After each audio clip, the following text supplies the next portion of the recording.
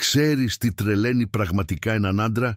Δεν είναι το σώμα σου, δεν είναι το χαμόγελό σου. Είναι εκείνη η στιγμή που νιώθει κάτι και δεν μπορεί καν να εξηγήσει το γιατί. Είναι όταν συνειδητοποιεί ότι το να σκέφτεται εσένα έχει γίνει συνήθεια και δεν έχει ιδέα πώς ξεκίνησε αυτό. Σήμερα θα σου δείξω τι κάνει μία γυναίκα να πάψει να είναι απλώς ελκυστική και να γίνει αξέχαστη. Αλλά πρόσεξε, μετά από αυτό δεν θα δεις ποτέ ξανά την κατάκτηση με τον ίδιο τρόπο. Το έχεις ακούσει 1000 φορές ότι οι άντρες είναι οπτικά όντα, ότι αυτό που πραγματικά τους τραβάει είναι ένα ωραίο σώμα, ένα προκλητικό ντύσιμο, ένα τέλειο μακιγιάζ και όλα αυτά μπορεί όντως να τραβήξουν την προσοχή για μια στιγμή.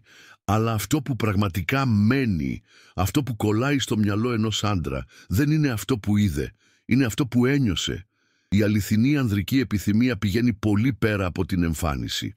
Μπορεί να ξυπνήσει με ένα βλέμμα, ένα χαμόγελο, τον τρόπο που μπαίνει σε έναν χώρο. Αλλά αυτό που τον κάνει να επιστρέφει, αυτό που τον κάνει να σε σκέφτεται μέσα στη νύχτα ή κατά τη διάρκεια μιας σημαντικής συνάντησης, είναι το συναίσθημα.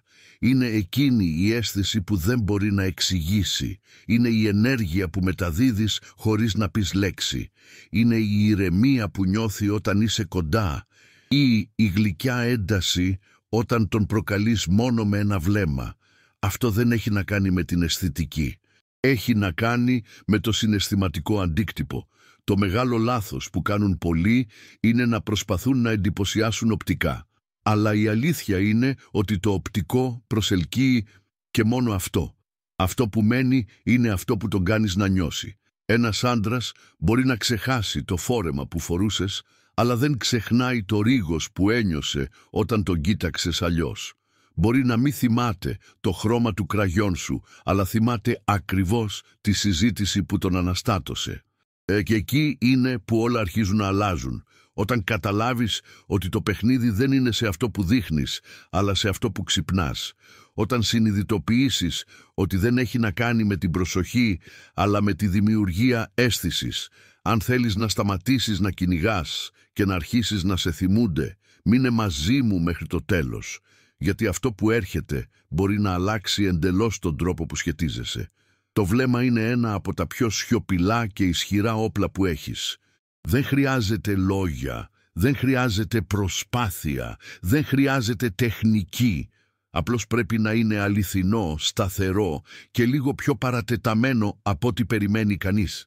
Και εκεί είναι που συμβαίνει η μαγεία. Όταν κρατάς το βλέμμα για ένα δευτερόλεπτο παραπάνω, δεν κοιτάς απλώς. Δημιουργείς ένταση, αγγίζεις εκείνο το σημείο του εγκεφάλου του που ενεργοποιεί το ένστικτο του κυνηγού, της περιέργειας, της πρόκλησης. Ένα απλό παρατεταμένο οπτικό επαφή μπορεί να κάνει την καρδιά του να χτυπά πιο γρήγορα, χωρίς να καταλαβαίνει καν γιατί.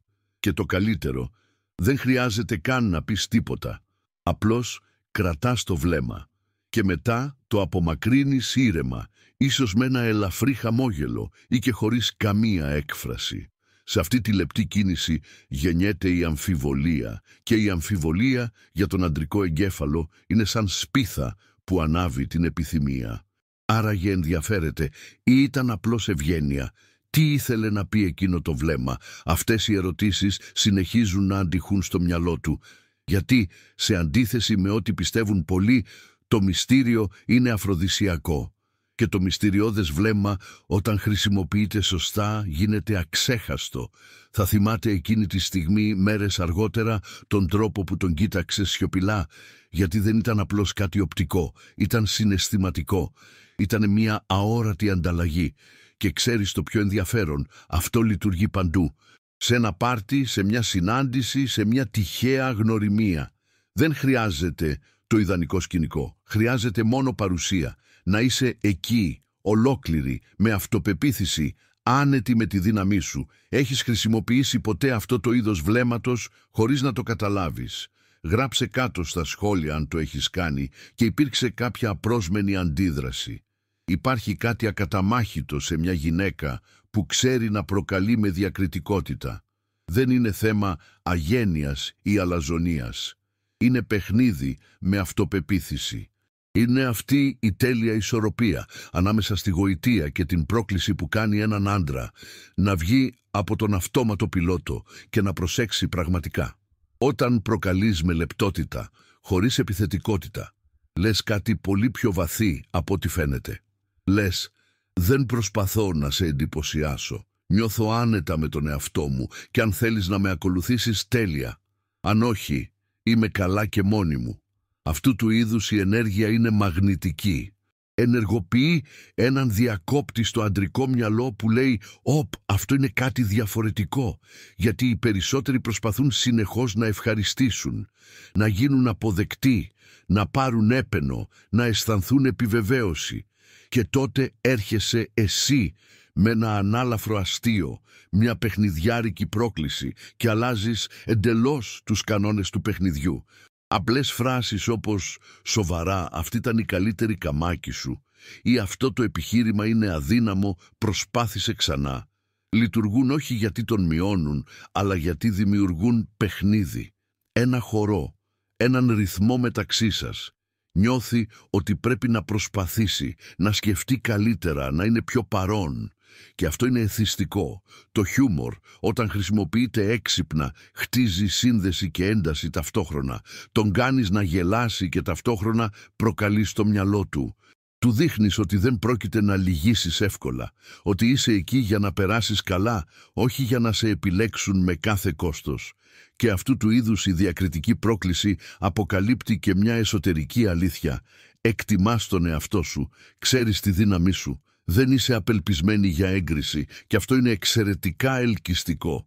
Λοιπόν, την επόμενη φορά που θα νιώσεις την επιθυμία να κάνεις ένα κομπλιμέντο, σκέψου, μήπως μπορώ να παίξω λίγο με αυτό αντί να τα δώσω όλα στο πιάτο. Γιατί μερικές φορές μία πρόκληση με χαμόγελο αξίζει περισσότερο από 1000 ειλικρινή κομπλιμέντα. Στις περισσότερες συζητήσεις όλα φαίνονται να ακολουθούν ένα προβλέψιμο σενάριο. Πώς σε λένε, τι δουλειά κάνεις, ποιο είναι το αγαπημένο σου φαγητό, το ζώδιό σου, η αγαπημένη σου ταινία. Είναι άνετο, ναι, αλλά και εύκολα ξεχνιέται. Κανείς δεν ξεχωρίζει κάνοντας ό,τι κάνουν όλοι. Και εκεί ακριβώς μπαίνει η δύναμη του απροσδόκητου συναισθήματος. Όταν σπάς αυτό το μοτίβο, όταν φέρνεις κάτι αυθεντικό έξω από το σενάριο, προκαλείς ένα απαλό σοκ στο συναισθηματικό του σύστημα. Αυτό λέγεται pattern interrupt. Είναι όταν κάτι ξεφεύγει από αυτό που περίμενε ο εγκέφαλος και γι' αυτό τραβάει περισσότερη προσοχή. Είναι σαν ένα εσωτερικό κλικ που λέει «Οπ, αυτό είναι διαφορετικό. Πρόσεξε». Μπορεί να είναι μια ειλικρινής εξομολόγηση του τύπου «Ήξερες ότι προσποιούμουν ότι είμαι καλά για μήνες μόνο και μόνο για να μην ανησυχεί κανείς» ή μια θαραλέα άποψη «Πιστεύω πως ο φόβος της μοναξιάς κάνει πολλούς να μπαίνουν σε λάθος σχέσεις». Αυτές οι φράσεις δεν είναι συνηθισμένες. Βγάζουν τη συζήτηση από την επιφάνεια και τη βάζουν στο χώρο του αληθινού συναισθήματος και το αποτέλεσμα είναι άμεσο. Ο άλλος σταματά, ακούει πραγματικά, νιώθει ότι εδώ υπάρχει κάτι που αξίζει να εξερευνήσει. Γιατί σε έναν κόσμο όπου όλοι προσπαθούν να δείχνουν τέλειοι, η δική σου ευαλωτότητα γίνεται το πλεονέκτημά σου. Δεν χρειάζεται να είναι κάτι βαρύ, αρκεί να είναι αληθινό. Μπορεί να είναι μια ανάμνηση που κανείς δεν περιμένει, μια απρόσμενη ερώτηση ή ακόμα και ένα σκόπιμο στιγμιότυπο σιωπής που τον κάνει να σκεφτεί.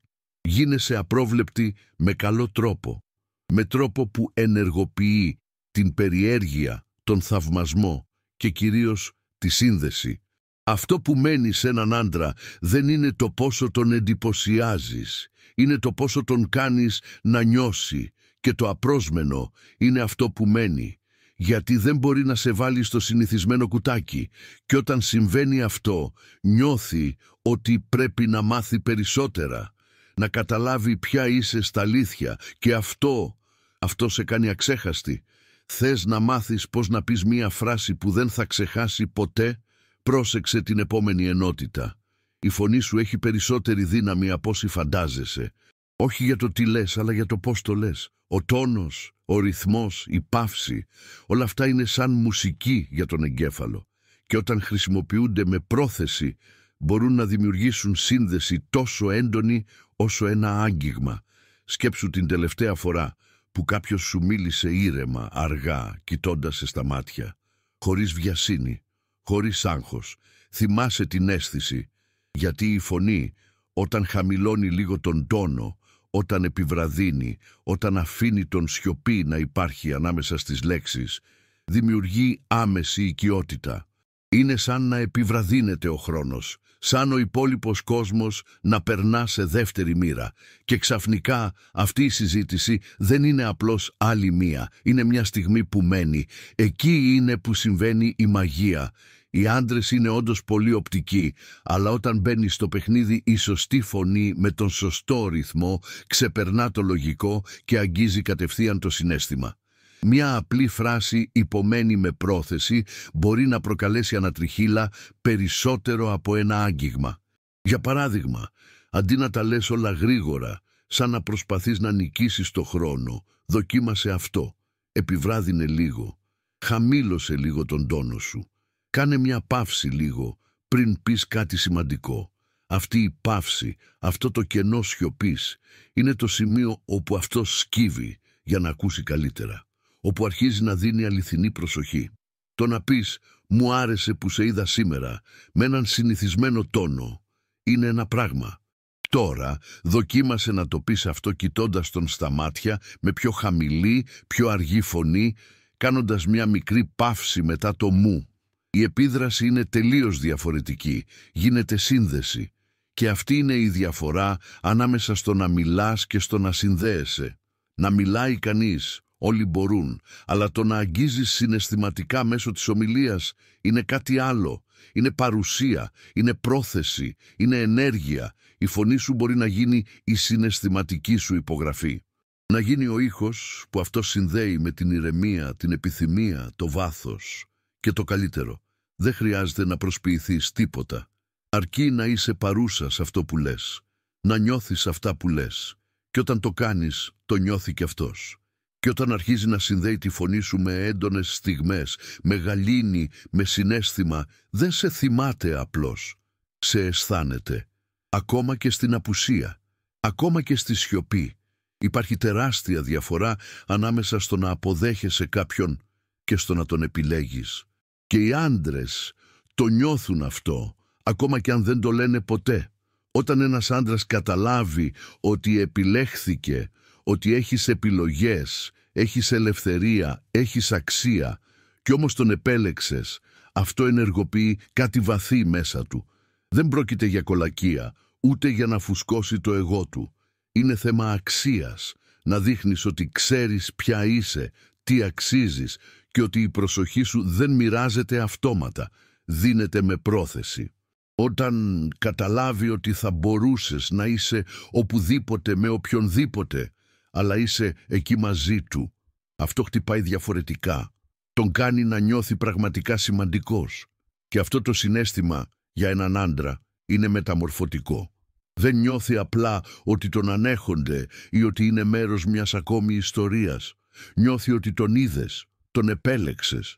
Και αυτή η αίσθηση αποκλειστικότητας ξυπνάει την περηφάνεια του ναι, αλλά και κάτι πιο σπάνιο, την επιθυμία να ανταποδώσει. Γιατί όταν ένας άντρας καταλάβει ότι μια δυνατή, αυθεντική γυναίκα που εκτιμά τον εαυτό της τον κοίταξε και σκέφτηκε «εσένα θέλω τώρα», αυτό δεν γεννά μόνο έλξη. Δημιουργεί συναισθηματική δέσμευση, μια επιθυμία να σταθεί αντάξιος αυτής της επιλογής. Είναι τελείως διαφορετικό από το να προσπαθείς να τον ευχαριστήσεις, να προσαρμοστείς, να γίνεις αποδεκτή. Αυτά τα βλέπει κάθε μέρα.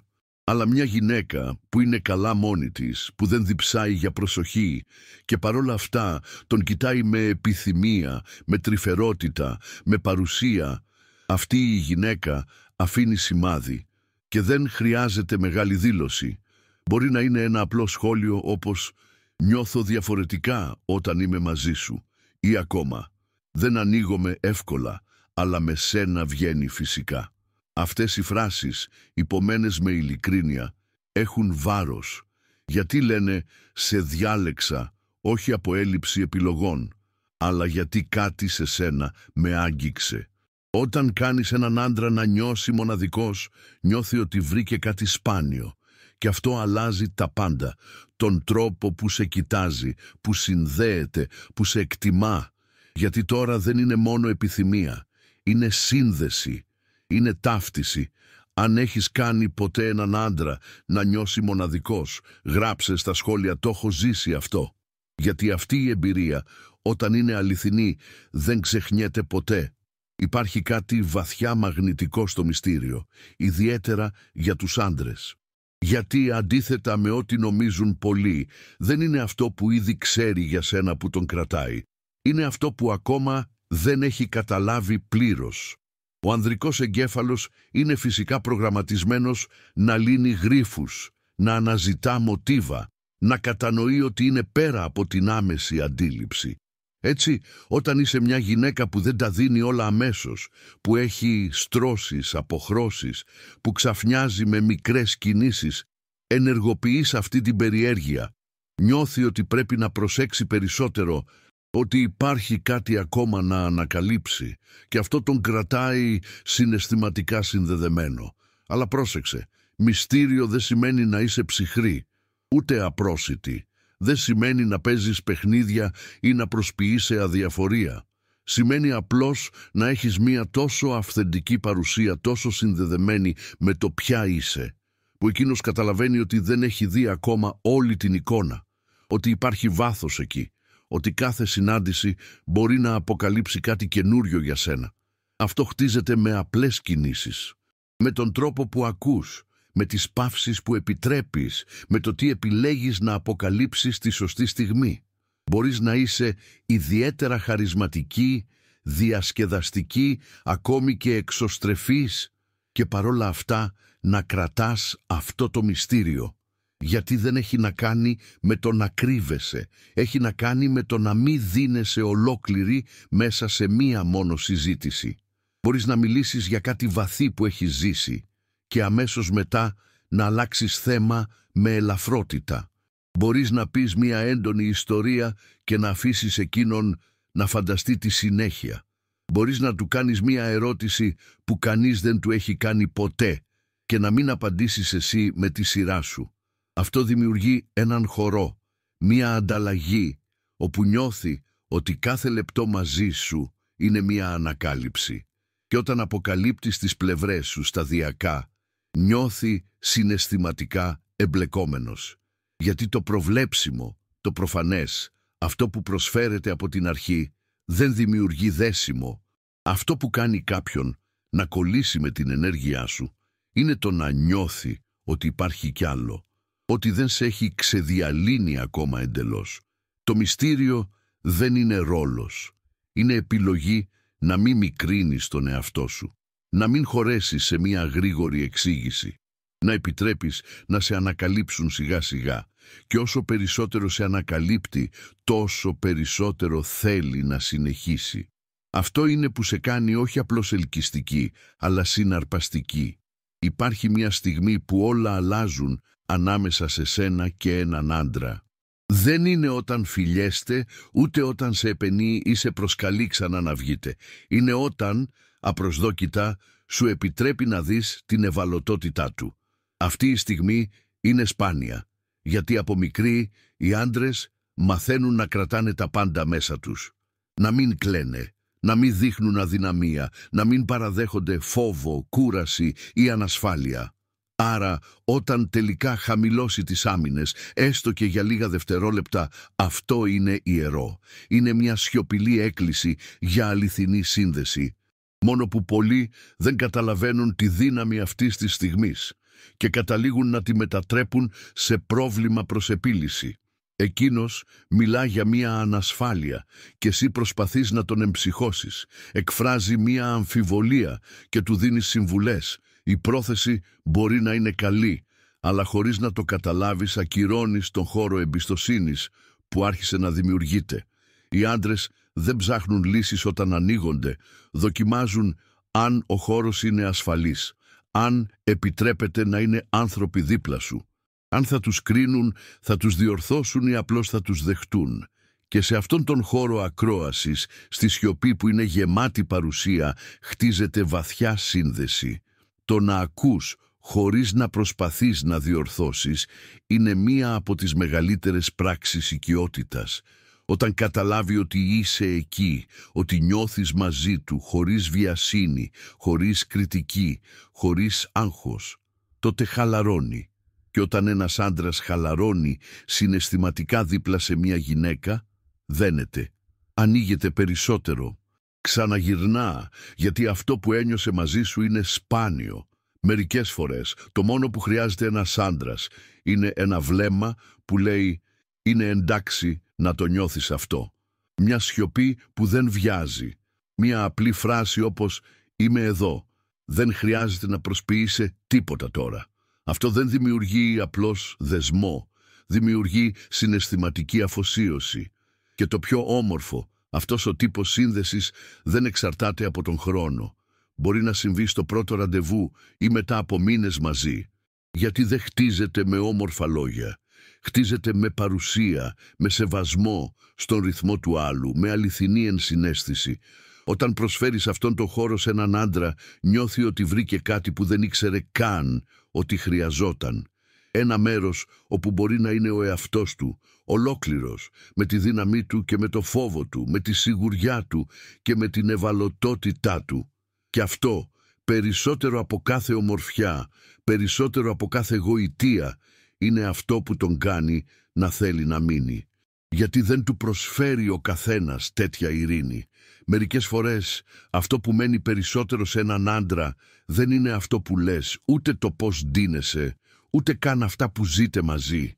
Είναι μια λεπτομέρεια, κάτι τόσο μικρό αλλά τόσο αυθεντικό, που γίνεται ένας δικός σου αποκλειστικός συναισθηματικός μηχανισμός. Μπορεί να είναι ο τρόπος που λες μια συγκεκριμένη λέξη, μια έκφραση που χρησιμοποιείς μόνο εσύ, ο τρόπος που φτιάχνεις τα μαλλιά σου όταν σκέφτεσαι. Το ελαφρύ άγγιγμα στο μπράτσο όταν λες ευχαριστώ. Το αυθόρμητο γέλιο που σου ξεφεύγει όταν για ένα δευτερόλεπτο χάνεις τον έλεγχο. Αυτές οι κινήσεις που μοιάζουν πολύ απλές για να κάνουν διαφορά γίνονται συναισθηματικές άγκυρες. Γιατί ο ανθρώπινος νους συνδέει την απόλαυση με μοτίβα. Και όταν εκείνος αρχίσει να νιώθει ευχάριστα βλέποντας ή ακούγοντας μια συγκεκριμένη κίνησή σου, αυτό γίνεται σήμα κατά τεθέν. Ακόμα και αν δεν το καταλαβαίνει συνειδητά, αυτό μένει, επαναλαμβάνεται και μετατρέπεται σε ένα συναισθηματικό σύμβολο. Γι' αυτό μετά από καιρό μπορεί να μιλά με κάποιον άλλον, να δει μια παρόμοια κίνηση και να του λείψεις. Γιατί παρότι βλέπει κάτι παρόμοιο, λείπει η ενέργεια που μόνο εσύ έδινες με εκείνη την κίνηση. Η ελαφρότητα, ο μοναδικός τρόπος, ο ακριβής τόνος καταλαβαίνει τη διαφορά. Και αυτό το συνδέει πάλι με τη μνήμη σου. Αυτές οι λεπτομέρειες δεν δημιουργούνται επίτηδες, γεννιούνται από την αυθεντικότητά σου, από τον τρόπο που ζεις τη στιγμή, από το πόσο παρούσα είσαι στις αλληλεπιδράσεις. Όσο περισσότερο επιτρέπεις στον εαυτό σου να είναι φυσικός, τόσο περισσότερο εμφανίζονται αυτά τα μικροσήματα και όσο πιο αυθόρμητα είναι, τόσο μεγαλύτερη συναισθηματική επίδραση έχουν και έτσι αρχίζεις να καταλαμβάνεις ένα χώρο στο μυαλό του που κανείς άλλος δεν μπορεί να αγγίξει, γιατί δεν είσαι γενική, είσαι συγκεκριμένη, είσαι ο εαυτός σου και σε έναν κόσμο γεμάτο αντίγραφα και έτοιμες συνταγές. Αυτό είναι σπάνιο, αυτό είναι πολύτιμο. Το μυστικό είναι να δίνεις προσοχή στα μικρά πράγματα που προκύπτουν όταν είσαι ελαφριά, όταν είσαι ολόκληρη. Αυτά είναι τα δικά σου αληθινά συναισθηματικά triggers και όταν εκείνος αρχίζει να τα συνδέει με στιγμές χαράς, σύνδεσης, επιθυμίας, γίνεσαι αδύνατο να ξεχαστείς. Υπάρχει ένας τύπος γυναίκας που δεν χρειάζεται να υψώσει τη φωνή της για να την προσέξουν. Δεν ανταγωνίζεται, δεν επιδεικνύεται, δεν προσπαθεί να αποδείξει τίποτα. Και παρόλα αυτά, όταν μπαίνει σε έναν χώρο, κάτι αλλάζει. Οι άνθρωποι το νιώθουν, οι άντρες το νιώθουν, είναι σαν να αλλάζει ο αέρας. Αυτή είναι η συγκεντρωμένη γυναίκα. Ο μαγνητισμός της δεν προέρχεται από αυτά που λέει, αλλά από την ενέργεια που μεταδίδει. Μια σταθερή ηρεμία, μια σιωπηλή παρουσία. Δεν προσπαθεί να γίνει αντιληπτή, απλώς είναι. Και αυτό είναι δυνατό, γιατί σε έναν κόσμο όπου όλοι προσπαθούν να τραβήξουν την προσοχή, όποια ξέρει να είναι σε ειρήνη με τον εαυτό της, ξεχωρίζει χωρίς κόπο. Δεν αντιδρά παρορμητικά. Δεν απελπίζεται για να έχει δίκιο. Δεν μπαίνει σε συναισθηματικά παιχνίδια. Όταν κάτι τη δυσαρεστεί, αναπνέει, παρατηρεί, επιλέγει πώς θα απαντήσει. Αυτό μεταδίδει τεράστια συναισθηματική αξία, γιατί δείχνει ότι έχει αυτοέλεγχο, ότι σέβεται τον εαυτό της, ότι δεν χάνεται στο χάος των άλλων. Και ξέρεις τι κάνει αυτό σε έναν άντρα. Τον κάνει να νιώθει διαφορετικά μόνο και μόνο που είναι κοντά της. Νιώθει σταθερότητα, νιώθει ασφάλεια. Νιώθει ότι βρίσκεται μπροστά σε κάποιον που γνωρίζει τον εαυτό του. Και περισσότερο από αυτό, κάποιον που θέλει να γνωρίσει καλύτερα. Αυτός ο τύπος ενέργειας δεν εξαφανίζεται μετά από το ραντεβού. Μένει, αντυχεί. Μπορεί να είναι αλλού περιτριγυρισμένος από άλλους ανθρώπους, αλλά η ανάμνηση της παρουσίας σου είναι ακόμα εκεί, σαν άρωμα που δεν ξεθοριάζει εύκολα. Γιατί δεν είναι ο θόρυβος που αφήνει σημάδι, είναι το βάθος. Και η συγκεντρωμένη γυναίκα, με την ήρεμη φωνή της, τον τρόπο που ακούει, τον τρόπο που υπάρχει στο παρόν, γίνεται συναισθηματικό σημείο αναφοράς. Γίνεται εκείνη η ανάμνηση που επιστρέφει στις στιγμές σιωπής, η αναπόφευκτη σύγκριση, η επιθυμία να ξαναγυρίσει. Αν θέλεις να μάθεις περισσότερα για το πώς να γίνεις αυτή η γυναίκα που δεν ξεχνιέται ποτέ, κάνε εγγραφή στο κανάλι και πάτα το καμπανάκι. Θα ανεβάσω περισσότερα βίντεο σαν αυτό. Η ομορφιά μπορεί να τραβήξει την προσοχή. Μπορεί να τον κάνει να γυρίσει το κεφάλι, να γοητευτεί για μια στιγμή, να σε επενέσει, να σε επιθυμήσει. Αλλά αυτό που πραγματικά μένει είναι κάτι άλλο. Αυτό που κολλάει στο μυαλό, που επιστρέφει στις σκέψεις, που τον κάνει να συγκρίνει όλες τις άλλες με σένα, είναι η συναισθηματική σου παρουσία. Είναι ο τρόπος που τον κάνεις να νιώθει. Είναι η ελαφρότητα του γέλιου σου, το βάθος του βλέμματός σου, ο τρόπος που ακούς χωρίς να κρίνεις, που μιλάς με πρόθεση, που απλώς είσαι. Μπορεί να δει 1000 όμορφα πρόσωπα εκεί έξω, αλλά όταν συναντήσει μια γυναίκα που ξυπνάει κάτι μέσα του που δεν ήξερε καν ότι υπήρχε, αυτή η γυναίκα δεν φεύγει ποτέ από το μυαλό του. Γιατί δεν είναι απλώς μια ανάμνηση, είναι ένα συναίσθημα. Και για να γίνεις αυτή η γυναίκα δεν χρειάζεται να είσαι τέλεια, δεν χρειάζεται να έχεις όλες τις απαντήσεις, ούτε να ακολουθείς κάποιο εγχειρίδιο. Το μόνο που χρειάζεται είναι να είσαι αξέχαστη με τον δικό σου μοναδικό τρόπο.